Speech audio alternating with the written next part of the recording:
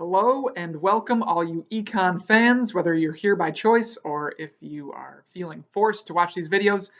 I am coming to you from beautiful sunny Ferndale, Michigan. It's actually a little windy today, and gonna talk through some things like Zoom and feedback and a little bit of content. If you like what you see, feel free to smash that like and subscribe button down low. Let's get some of that quarantine clout that I've been hearing so much about. Okay. Good to see you. Current vibe, great song, Never Meant by American Football. It's gotten me through a couple walks in this time. Feel free to leave your quarantine song down low, maybe. Biggest thing I want to talk about in this video is just to get you set up for the week, the new Zoom policy.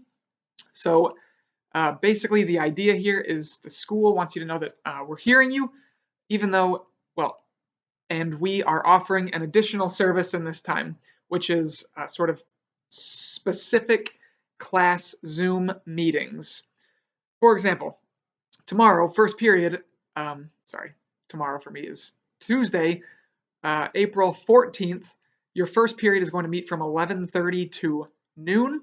Basically in that, each teacher gets the ability to talk about whatever they want, but the only thing they're telling us is that it can't be any new information, which is a good thing because then you can just ask your review questions, things you're confused on. Your teacher really can't move on. They're just supposed to be sort of helping you understand the assignments that have already been given. So with that being said, our meeting will be on 11:30 this week on Thursday. It'll be a half hour, just so you know what to expect. 5 minutes just to check in, how are things going, and probably 15 minutes of straight content, like here's what we've done, here's what you should know about it, and you figure out these critical thinking questions based on what you've learned, and just a little bit of preview on what's coming so that hopefully it just lessens your burden. We are starting a new unit, so I feel I should just say that it's going to be a little bit different. I've listened to a little bit of feedback that says, hey, can we go a little bit more like lengthy assignments that are spread out over a couple days? This is the perfect time to switch over to that because we're going to get off Khan Academy for a little bit. And I found a textbook online.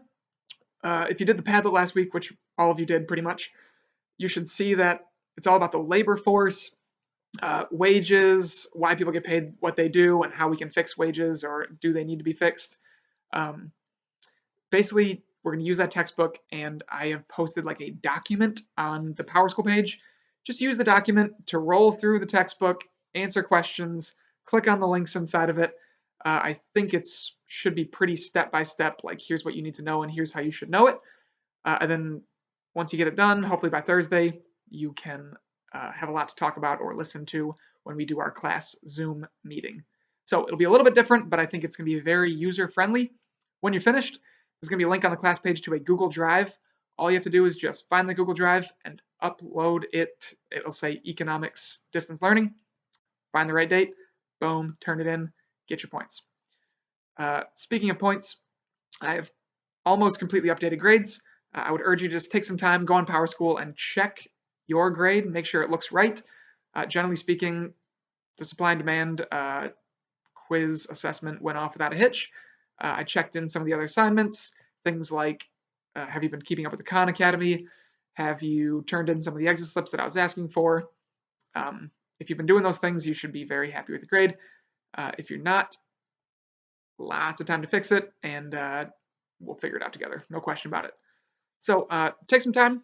Next few days, biggest thing, if we were in class, I would really frame it as like, why do the NBA players get paid so much more than the WNBA players? The average NBA salary is like $8 million right now, and the average women's National Basketball Association salary is like $111,000. Huge difference. Why? How? All things that we will deal with in Unit 4, the American labor force. As far as the Zoom meeting,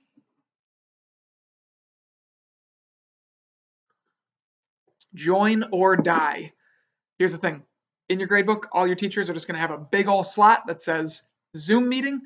And if you go to it, you get a couple points. Beautiful. It helps you. If you do not go to it, it's totally optional. They'll just excuse you from that assignment. So it helps if you go. It does not hurt you if you do not. I hope that helps clarify that.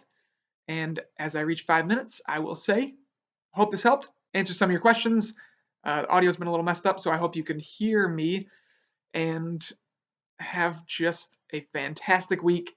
Like and subscribe. Just kidding, sort of. See ya!